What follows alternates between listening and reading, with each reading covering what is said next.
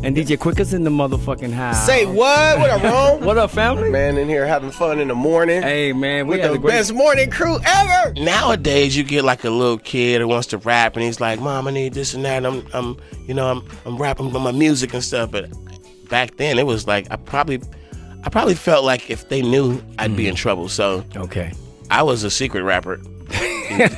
My mother did find a rap book once. She found this little book that had a bunch of rhymes in it. It was in my drawer.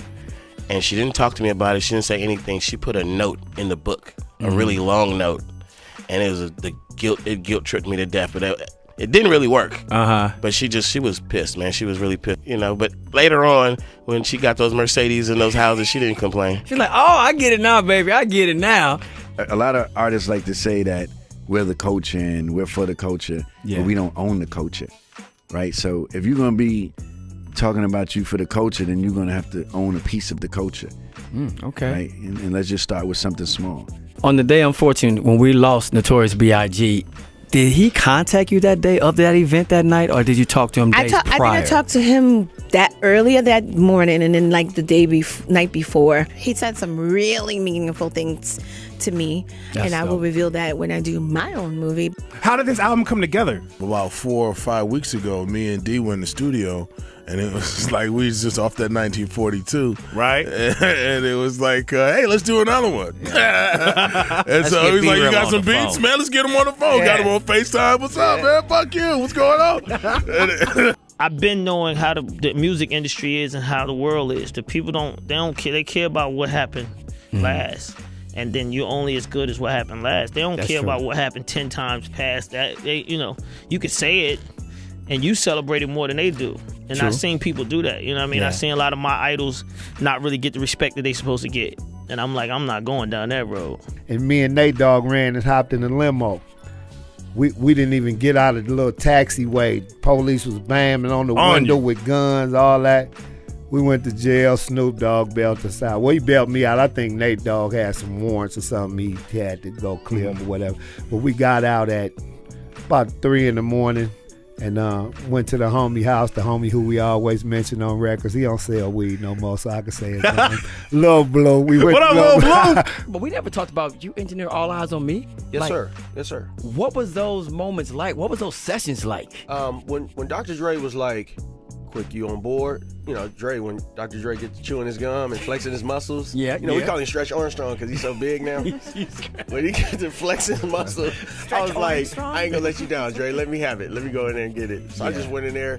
I didn't want to let him down. I didn't want to let myself down. So I stayed there like 2 days in a row. Suge walk in there and look like, "Oh, you still here, Quick, huh? You going for it, ain't you, huh? You going for it?" I was like, "Yeah."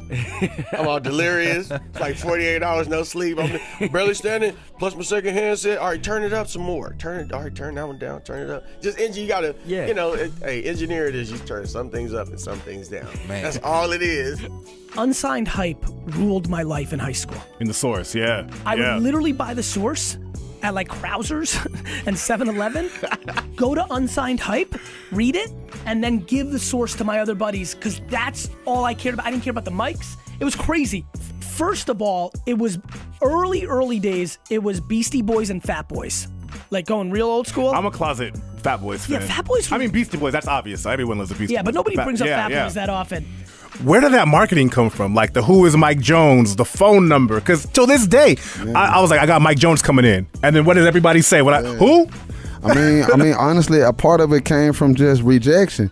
You know what I'm saying? Like, it ain't like I can give you a 1, 2, 3 of how, like, here's how to do it. Like, right. I mean, for one, I go to a DJ, "Hey, how you doing, man? My name Mike Jones." "Who?" Like, who? I'm like, "Mike Jones, bro. I'm trying to get you to check out my music." "Who?" I'm like, "Mike Jones, man." I mean, like, you acting like you a Biggie or something. Nah, bro, I'm just saying I'm Mike Jones. "Who?" So you being funny with me. Right. And at that time, wasn't nobody saying, like, "How did you do it? How did you come up with the Mike Jones?" Who? Like, wasn't nobody giving a fuck at that time. It was just everybody making fun of me. So only person I had was my grandmother as my support system, R.I.P. she gone now. So I come home hot, pissed off sometimes. And I'm like, damn, you know what I'm saying? I don't know why they don't see what I'm seeing or feel what I'm feeling, you know? Right. And she was like, don't worry about that. You know what happened? You know, and I tell her, and she be like, don't worry about that. You know, just throw it back in their face. What Dre was very vocal about was telling me to have my own sound. Because I would sound a lot like Stephanie on some stuff. He was like, yeah, you got to have your own style of Stephanie Mills. And it's easy to emulate something. But then he was saying you have to have your own, find yourself within that. I know you love them, but find your own style. That album, the Octagon album, the first album, you know, Blue Flowers and Earth People, that album was the boom bap crowd, the hip hop crowd, the rock crowd, the crossover, you know, the new wave kids. One album that crossed into all genres of music. So that album really put me on the map as a supreme rock star. No longer like a rapper. It just took me into another some global another put another status on my career. Tupac had died, right, and Biggie died.